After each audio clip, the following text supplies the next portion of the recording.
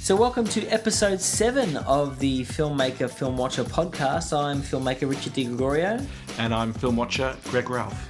So late last year, I headed off to LA for the LA Femme International Film Festival, which celebrates women in film. So we thought we'd just do a celebration of women directors in film. We've got Lisa Cholodenko, which we're doing The Kids Are All Right. We're doing Catherine Bigelow from 0 Dark 30. And go on, you say it. Gurinder Chadha, who did Bride and Prejudice. I could say Bride and Prejudice. Just. It's a bit of a fun episode. So let's start with 0 Dark 30. So tell us about it. After the terrorist attacks of September 11, 2001, Osama bin Laden becomes one of the most wanted men on Earth, sparking a massive worldwide manhunt that takes its time moving through 2 presidential administrations. Jessica Chastain plays Maya, a CIA agent who believes that bin Laden is not in a cave in Afghanistan, sick and on like a kidney dialysis machine, but is most likely living in open sight. She proves instrumental in locating bin Laden in May 2011. Navy SEALs launch a nighttime airstrike, killing bin Laden in his compound in Abbottabad, Pakistan. 0 Dark 30, as I said, is directed by Catherine Bigelow, known for the Academy Award-winning The Hurt Locker, Point Break, Blue Steel, Strange Days, Near Dark, and stars Jessica Chastain and Australians Jason Clarke and Joel Edgerton. What did you think, Greg? I didn't care for this film.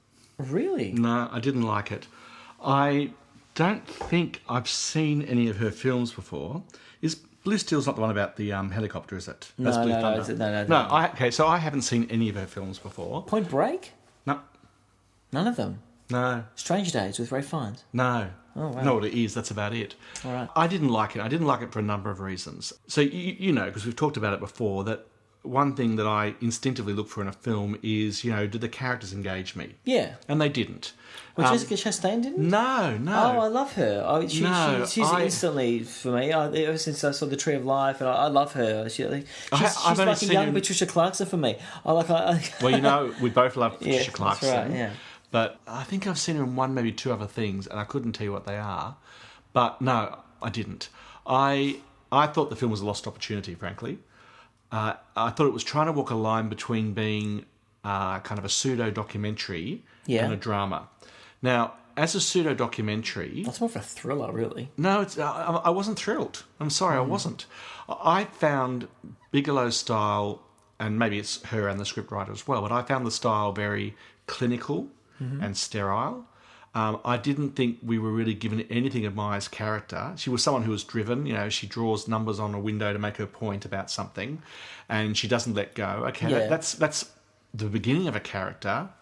Her friend gets killed. You know, the other female agent. That's right. But there was no great sense of the relationship until that point. Then they had dinner together. Yes. And they're in a hotel restaurant where a bomb goes off. And then, you know, she's texting her friend about this big interview they're going to do and tell me how it goes and so on. And then the friend gets killed in a bomb blast. But there was no emotional content to that relationship. This is just one example. Yeah. And you know, who did she relate to in the whole film? Look, I felt like the characters were... I thought they were quite well drawn, actually, but I didn't... I don't think the film is really about the relationships as such. It's quite interesting, just the whole capture of bin Laden and how they did it and what was going on there. I think that was the capture sequence in the compound was well done. Yeah, I mean, I think the whole build up to that. I think that was the whole point of the film, and that was the interest for it. It piqued my interest, and I think it piques a lot of people's interest in how they did it. And it came out quite soon after they actually did it. I would rather have seen a documentary on it or a film that had, you know, real characters in it as well as story. And I know the whole thing was based on that sort of secondhand research that couldn't name people, so flesh it out a bit or go documentary style. And there were things in the film that really I found close to repugnant. And there were 3 bits, one in the middle and one at each end. So you start with the torture scenes. Yeah, with the the waterboarding, which was quite interesting because I never knew what waterboarding really was until I saw that film. I'd heard of it, and I think I had a general idea of what it was. Well, it's showing a reality of what they were doing. But then they don't react to it, you know, the Americans. And then you have the scene where the bomb goes off in the hotel restaurant. Yes. And the 2 of them scramble up and they make their way through the kitchen where people are lying there and bleeding, and there's no sense of them even stopping to think of helping these people. Yeah. Right. And the bit I really hated was, both in terms of its content and what I thought it meant as a film, is at the end when there's the attack in the compound and there are 2 parents who are shot and the children are there In the next room, they can see the legs of their dead parents, and the soldiers are saying to them, it's okay, just sit down, it's okay. And again, no sense of that I felt in the film about concern for this children's situation that they're in, and no showing afterwards if there was any impact of being in that situation on the soldiers themselves. Yeah. So all the way through, I felt like I was seeing this functional telling with myth-making overtones to it, and I think I totally get the importance of the myth-making of that story in the American context, but I don't belong to that context. And I just didn't like it. And I think in terms of the sterile nature of it, I think it's meant to be that way. I think it's filmed that way, and they've got the blues, they've got the coldnesses there in terms of the colour grade and all the rest of it. Look, I've always been a Catherine Bigelow fan, right? Are her other films like that? No. Look, she is possibly one of the best action directors going around. In my teens, I watched Near Dark, which was actually quite a horror film, which I really loved, which was one of my favourites. Then I watched Blue Steel. I really liked that with Jamie Lee Curtis. I thought that was a really good thriller. She did Point Break, which I loved as an action film. I mean, the chase sequences, I think she's quite ahead of her time in terms of the action genre. Everything she does is fantastic and beautifully made. Strange Days was phenomenal. A great film. So I've always had an interest in her films, but amazingly enough, that I think The Hurt Locker, which won the Academy Award, and she won Best Director and won Best Film, I'm pretty sure that year, but she won Best Director. She was the first female director to ever win an Oscar.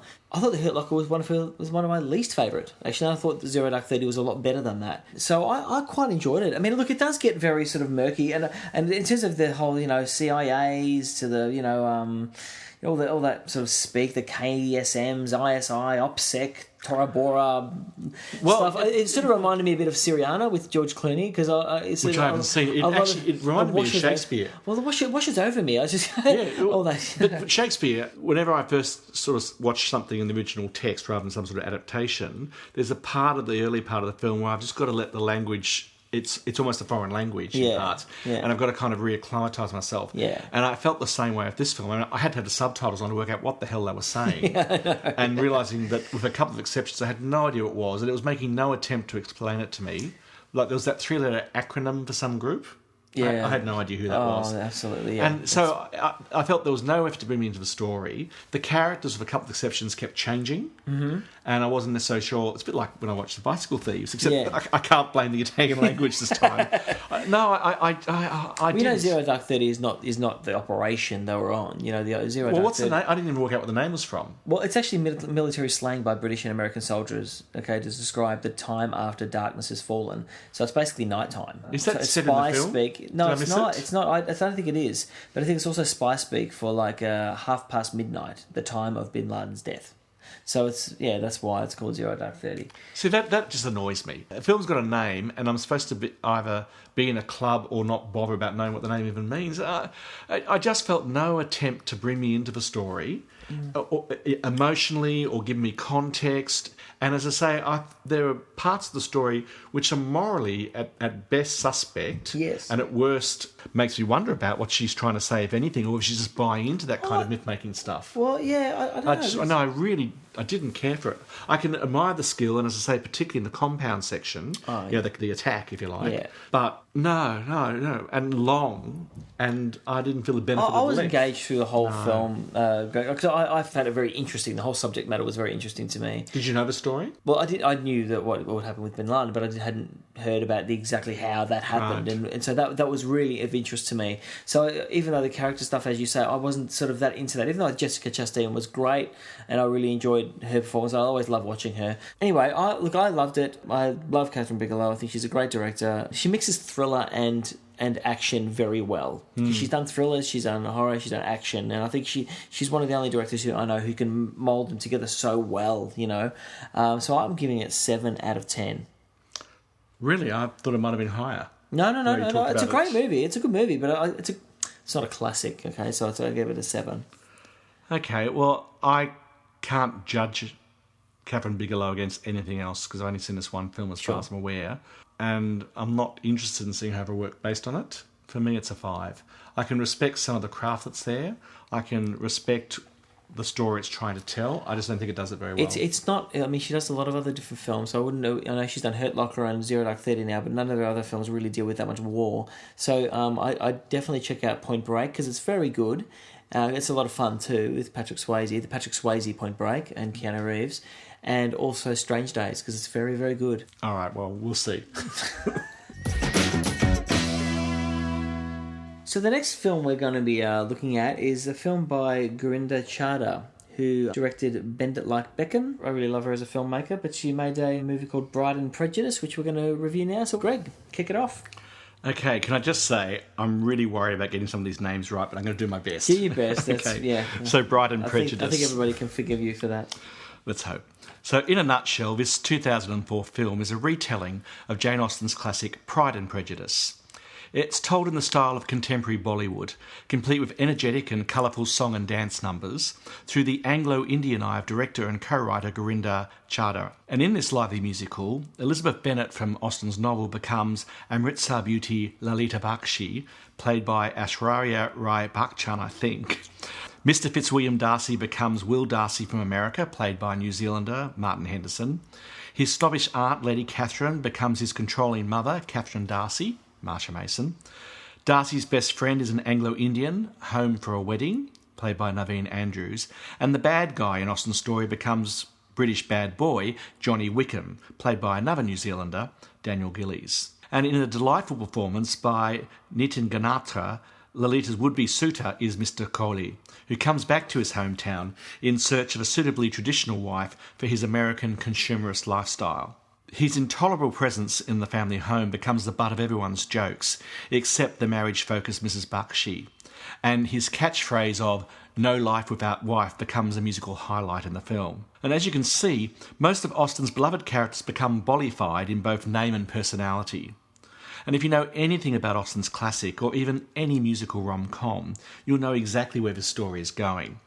But the point of this film is not the destination, it's to enjoy an old journey on a new road. So, Ricardo, I think you've already shown your hand. Did you by any chance like this film? Yeah, I actually really love this film. Oh, look, it's a lot of fun. And I'm a fan of Pride and Prejudice, the Jane Austen novel. And Have you read it? No, I haven't read it. I've seen the series, which is the BBC series. I love that. I love the story. So this was just really great to see it. And I'm a fan of Bollywood. I'm a really big fan of Bollywood cinema. I find it's just really lively, colourful, different, and I think they make their films with such life. What I think I'm a fan of is when Bollywood comes to the West. I don't know if I know many true Bollywood films, but every time I've seen something that picks up on it, so The Guru, film, Moulin Rouge to an extent. Sorry? Moulin Rouge to an extent. Oh yeah, I hadn't thought of it in those terms, but yeah. Oh yeah, when those two kind of meet and you get that melange, even the end of Slumdog Millionaire, which is not a film I really like, but that final dance number, I just love it. And you know I like musicals. Yes. So you'd seen this film before, hadn't you? I had seen Pride and Prejudice, absolutely, yeah. And so had I.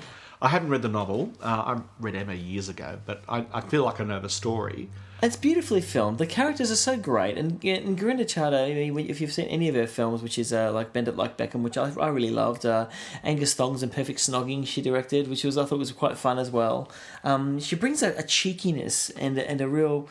a great comedy to the characters, and I thought the performances were all fantastic. I mean, the song numbers, I love all the dance numbers. I mean, yes, you mentioned No Life Without Wife. It is a real highlight. It's such a great song. And such fun. That's the one you come out humming. Absolutely. Yeah. And it really looks like they had a lot of fun making it. You know, there's that lovely little vignette at the beginning of the end titles where the director and someone else are dancing through the fountain that the main characters do at one time. And I remember when I saw it in the movies thinking, this is great. And when I watched the film again a few nights ago on DVD and I hopped into the extras, there were some things in there that they had filmed. Like, you know, the scene early in the film at the wedding where there's the dance number where the girls come down the staircase. Oh, that's a fantastic sequence. Well, after they finished filming that scene, which was early in the filming, they then just filmed it for fun with the crew. Right. So all the men were down on the main sort of dance floor. The women came down the stairs, including the director. And what she spoke about around the showing of that was how they'd filmed it day in, day out for about 4 days. And then the crew, they decided to have fun with it. And it was amazing how much they'd actually memorised of the numbers. And it just looks like it was a really happy film set. And that really comes through in the film itself. You know, I really liked Naveen Andrews in this as well. Yeah. I thought thought he was really good because I really liked him in The English Patient. That was the first thing I ever saw him in, and I really liked him in that. That was quite a restrained performance, but then he obviously did Lost for quite a while. Yeah, and he disappears for quite a bit of the film, doesn't he? He does, but I really like. But I think he's a good actor. But I have to say, this time around, I loved it when I first saw it. And in fact, when I first saw it, I and a friend went to the movies. It was doing really well. We got the last 2 seats. We couldn't sit together. We were over on the side, a row apart. So I went in grumpy. And I thought, I'm not going to like this film. And it was just so buoyant. I loved it. You can't help but feel. But this good time when you're around, watching it. I noticed a few chinks in it. The first one is that when the 2 main characters have an argument by the hotel pool, and then she goes down to the beach, he's kind of standing there looking at her, and that kind of almost jumps. Yeah. And I found out when I was watching the extras, the reason for that was there was actually another song there that got cut because the film was running too long. I think the producers said that it has to go. And I don't think they made that transition work. It really feels quite clumsy. And later on, towards the end of the film, when they're on the beach, and they're doing that song about, Take Me to Love, whatever it is, and you've got the gospel choir on the stand on the beach, which I really like. Yeah. And then you get some little bits where some surfers come out of the water like this, and then the Baywatch characters run down from the hut on the beach. I actually thought they only went halfway with that. That would have actually worked even better as like a really full-on fantasy Bollywood kind of number within the Western setting. I thought that they did the earlier scenes a lot better, to tell you the truth. I think the scene, as you say, in the wedding at the very beginning is fantastic, and the dances are just wonderful with the men coaxing the women and the women coaxing the men. It's just a great scene. And then you got the musical number in the streets with the lady boys. The street with the lady boys, which is fantastic. It's really fantastic. Well, that particular song. Watching it this time around, it felt to me like the beginning of Disney's Beauty and the Beast. It felt like a more traditional American kind of musical number where they're going through the town and everyone's celebrating the wedding because it brings commerce to the town. But, the people coming on doing the little lines about being a baker or, we had the finest cloth. That to me felt like a very Hollywood kind of musical. And again, that sense of these 2 things kind of becoming a melange of the Bollywood and the Hollywood. Yeah, I think you're right. I hadn't quite thought of it, but I think you're right that the first part of the film is the strongest part. I think so. But Darcy in the first part, to me, is a bit insipid. I think he blossoms as the film goes along. I think so too. Rather than being cold and removed. Martin Henderson, to me, is one of the weakest links of the film. I think he's not a very strong Darcy. He does okay, but I think it's hard because they take a lot of things from the original novel in the 17th, 18th century, whatever it is, and they pick it up and they make it, they do intelligent translations, a lot of stuff. So, the very haughty, snobbish Lady Catherine, who's Darcy's aunt in the book, becomes his controlling mother who's snobbish in a different way, and maybe even possibly a bit racist as well, who knows. But that translation works. Lolita is probably a bit too beautiful for the way I imagine Lizzie. Lizzie, how beautiful is she? She's stunning. She's stunning. Gorgeous. So I think a lot of those transfer well. And Mrs. Bennet, the mother in the books, I've seen maybe 2 or 3 versions of this, and I always find her a bit neurotic and I don't quite get her. She's a tizzy comic character. Yeah, that's right. Translated to this context, she actually made a lot more sense to me. I totally got it. So a lot of the characters translated well. Johnny Wickham, the bad boy. He was very good, works, actually. Yes. And what he did, Collie. to the daughter. Collie from Los Angeles. Mr. Collie, Mr. very Collie funny. is hilarious. Yes, he is. So all those, and he was the clergyman who was a social snob. That's right. And now he's a snob of America over India. It all works, but I don't think they quite knew how to make Darcy work, because Darcy, as I understand it in the novel, is someone who's very withdrawn and seems like a snob. Yes. And gradually thaws. But, he's still a bit of a snob and he has to kind of let things break down. In Martin Henderson's role, I don't think it's just him. In his role, it became a kind of a classic of musical misunderstanding. They don't like each other and they do. Yeah. And there was something there that I think needed a bit more script work to really work through what his journey was. Absolutely. So it wasn't just him. I actually agree with that. I think when you're looking at Pride and Prejudice, the actual, the series, or you're looking at it, when Colin Firth at the very end, he's a snobby sort of guy, way through the film, but you really warm to him by the end of it, and you can see why they're together. But they've also got 10 hours or more to make that journey. Of course they do. Martin Henderson just finds it very hard to pull off, and still during it you're going, why are you together? But I still think it's fun and it's an enjoyable film, and I think everybody should see it. It's just a lot of fun. It just makes you light of spirit. Yeah. As at the start, the point is not that they end up together. That's coming. Mm-hmm. What it is all these things going around. The other daughter's cobra dance. With the kind of the wide eyes and the kind of stuff. And it works. I'm really into transposing anything from like classics to modern settings or different settings. I quite like that because you see it in a new, different way. Yeah, I like it when people do it. I mean, everybody does it with Shakespeare. I liked it when Baz Luhrmann did it in Romeo and Juliet. I love it when they do it, and so when it works, it really works, and this really works. Like I watched it with my parents. Actually, it was actually this on. Time? Yeah, this time, and they had never seen it, and I thought, geez, my dad probably wouldn't really get into it. He's at all, but at the very beginning, it sort of took a little while for them to say, "What are we watching here?" And then they couldn't help it. They got into it, and then by the end of it, they were just loving it. And they were laughing, and I thought, wow, okay, that's fantastic. So, look, what are you going to give it, Greg, in terms of yours? I'm giving it 8. Because I really enjoy it. I think it sets out to do something that's a bit different, but yet is not kind of alien. And I think with a couple of little chinks to say, I think it does it really well. And say anything that just gives you that sense of buoyancy is a bloody good achievement. Absolutely. So it's not a classic. I don't even know if it's top of its genre in terms of rom-com. No. So I can't give it 9, 10, but yeah, definitely an 8. You know what? I'm going to agree with you on that. I'm going to give it an 8 as well. Any film that I can just turn on and watch over and over again and feel fantastic. You could watch this repeatedly. Is a really good film in my eyes. And Gurinder Chadha is such a great director, and I just really hope she makes so many more films and gets the chance to do it because she's amazing. I just think her films are so easily watchable and enjoyable to watch. Yeah. So yeah, I'm definitely going to give that an 8. I love it. So that is Bride and Prejudice. Our third film this time is The Kids Are All Right. That was filmed in 2010. So one of our more modern films for our kind of style, Ricardo. Don't be too wild and crazy, but tell us what it is. Okay, The Kids Are All Right is a 2010 American comedy drama. The film directed by Lisa Cholodenko.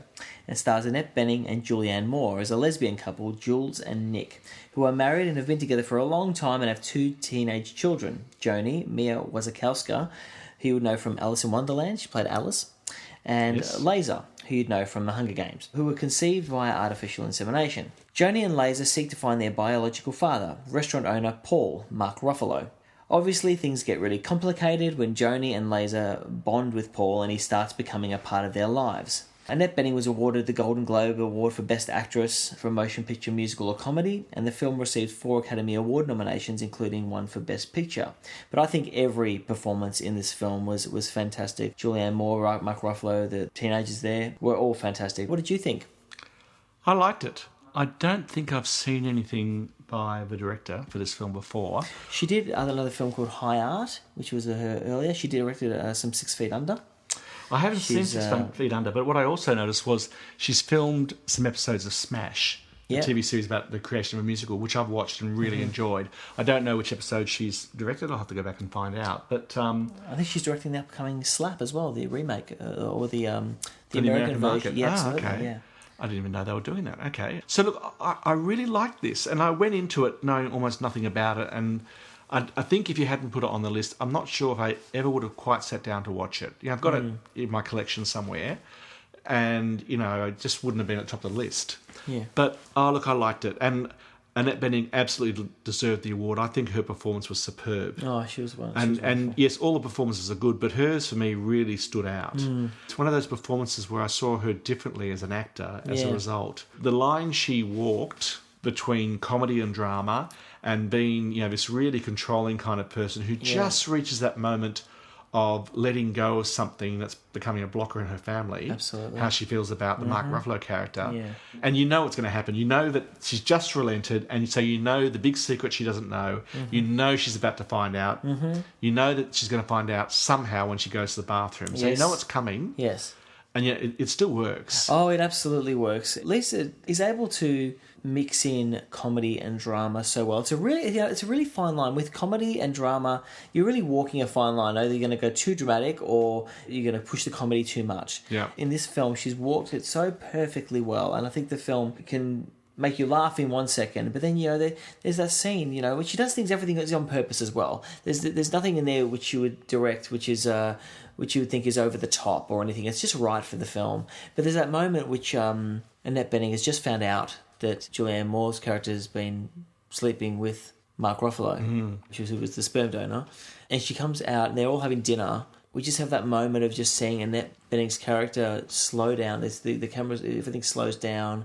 You got all the voices start going into echoes behind, so muffled, and muffled, and she's just looking at a partner, looking at him, looking around in a close up, and it's a brilliant.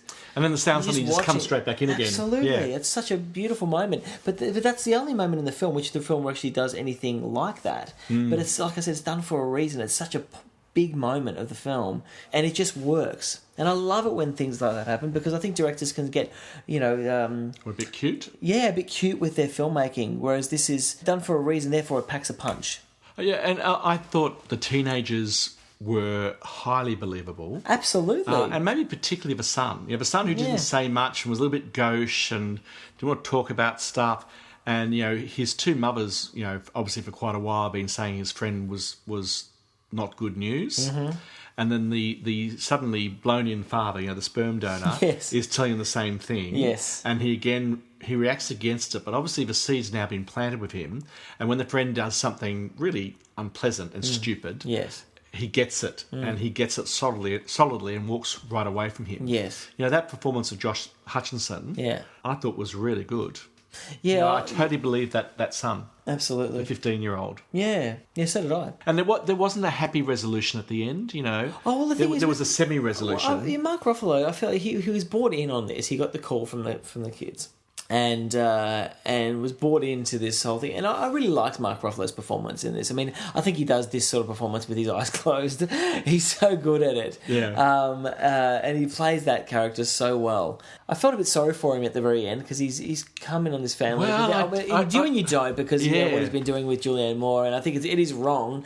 But and Annette Bening totally nails it when she's angry with him when he comes around afterwards, after they find out all the secret stuff a few weeks later, and she says, "This is not your family. Absolutely. You don't get an instant family. You want a family, you got to go out and make one. Yes. And by whatever word she uses, make doesn't mean have sex. She means it's that process that they've gone through over years of creating this family, and you get that real sense of here's a guy where something's dropped into his lap that he didn't necessarily know that he really wanted.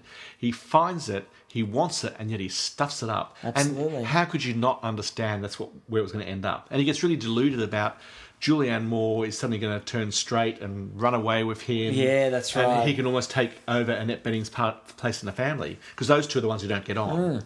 And then suddenly the two of them melt, like they connect over the Joni Mitchell song over dinner. That's right. Where suddenly it's all about to fall into place, except that something... That's right. The secret's going to come out. Yeah. But, I just sat there thinking, and, I was totally into the story and believe the character, but thinking, you idiot. Yes. How could you not know this is going to happen? Yeah. If that's what you want, that's not how you do it. Absolutely, yeah. And I love the title as well. The Kids Are All Right. And they are. They are. It's great because it's a really modern story, and it's a great to be told. In some ways, it's an old story because it's a couple have been married for a long time. Yeah. There are things that have been rubbing away for years. But in a modern setting, and then the wife or one of them has an affair with somebody else. But it's set in it's in a very different context. In a very different and context. what I love about that is, and this is going to sound so old fashioned. What I love about it was basically all it was saying was, a lesbian couple is like any other couple with the same strengths, the same weaknesses, make the same stupid mistakes and so on. And it wasn't trying to be a moral to the story. It just, that's what it was. And I thought that was terrific. And Julianne Moore, I mean, I really have to mention Julianne Moore in this as well. I mean, we talked about Annette Bening, but she's wonderful in everything. She's so good. Well, I didn't like The Big Lebowski. Oh, well, okay, but she was a bit part in that. But when you look at... But I still think she was quite good in that movie. But, you know, Boogie Nights, The Hours, she was wonderful. You know, Far From Heaven. I just love her and everything she does, really. I can take her or leave her a bit. But she was, but she was good so in this. good in this. I Yeah. just thought Annette Bening shone, but Julianne Moore was good, yes. I believed them both. It was a really. I believed everybody in the story. Everybody. But the kids are all right. Wonderful But kids. the adults are the ones who are a bit neurotic about it all. Yes. Didn't you love the scene? They're quite scared about everything being thrown in. But didn't you love the scene where the two mothers think that the 15-year-old son is gay and they're trying to broach it? Is there anything you have to tell us? And he's talking about the fact that the father's come back into their lives obliquely. So they think he's enough a guy, then it's a much older guy. That's right. And his sister brought, they think the sister brought him to into the get son's together, life. that's and right. They're trying to be really cool about it, about the situation. And you can see their hearts are pounding Well, they beneath the just surface. found the son watching gay porn with... Which was theirs that he found by mistake. That's right. And it was, that was really funny. And I didn't go into it thinking it was going to be a comedy. I thought it would be a drama. And I was a bit worried it'd be kind of like, a worthy drama. But it's not. It's not. It's not No, at all. I know. That's what's so good about it. It's not preachy And at all. didn't you like the character Lewis, the gardener? That sort of... Oh, the gardener. The look he gives her. He knows exactly what's going on. He does. And Julianne Moore, she is, she's doing that thing where you've been caught out, you're trying to make it sound very normal, it's obvious what's going on, and you're peddling furiously, and then she attacks him as her way of getting to the situation. And, you're doing drugs because you've got allergies. And I found the sex scenes between Mark Ruffalo and Julianne Moore as quite hilarious. I thought they would have had a lot of fun doing those scenes. It was just they were There's a fair bit of sex in the film, actually, when you think about it. There is, yeah. Which, in some ways, I think is a bit of a pity because it bumps up the rating. So, was it MA? I'm not sure. In the Australian context? Yeah, I think it was an MA. I think it was too. Whereas, I think if you'd taken out those scenes, it would have got an M rating and therefore get a larger audience. Mm-hmm. And I think that's only a good thing. Yeah.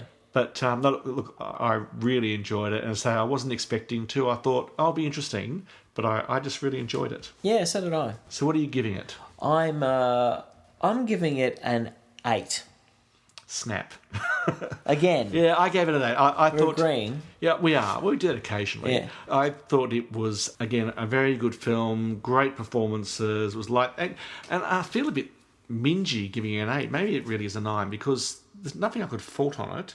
It wasn't a classic that kind of really stands out. It's not a 10. 8's a very good rating. I couldn't make it a 7 or go below that because I really enjoyed it. I think it's very well made and I think it's very well scripted. The screenplay is very good in it as well. All the performances are wonderful. So really that makes for a great film and you've got to, Yeah, I think the reason for me it's an 8 versus a 9 is I'm not sure in the end how memorable it will be. Yeah, no. So I think I feel comfortable on 8. If anyone hears about it and thinks, it's a kind of a drama, it's more than that. It is really worth seeing. And it is really a comedy drama. Go see it. It's very good. Get it out. The movie is all right. It's better than all right. Just a little. So getting on to the next episode 8 of our podcast. We're almost at double digits. Almost. We thought we'd try our hand at a few children's or family films. And I have to say I'm looking forward to this because after films about nuclear holocaust, war, torture, social, realistic, depressive poverty, and everything else, we're going to do some innocence. Just going to lighten it up a little bit. Ooh. So the films we're going to be looking at is an old classic, which is a shared confession. We both haven't seen it. Actually, Greg has just mentioned it to me. I've never even heard of this film. Old Apparently Yeller. It's a classic. Old Yeller. Meant to be an emotional milestone for many, many grown-ups from their childhood. So I sort of know what happens. Ricardo's got no idea, so we'll see how we go. I have no idea about this film at all, which is great. I like that. And we're also going to be doing the Pixar film The Incredibles, which is heading towards a sequel. So it'd be good to go back and look at it and see how it stands up. Yeah, and also Paddington. Yeah, we wanted to show that we actually have seen some cinema films in the last year or two. we do tend to look backwards. Old school, don't we? Yeah. Well, we'll see you next time. Number 8.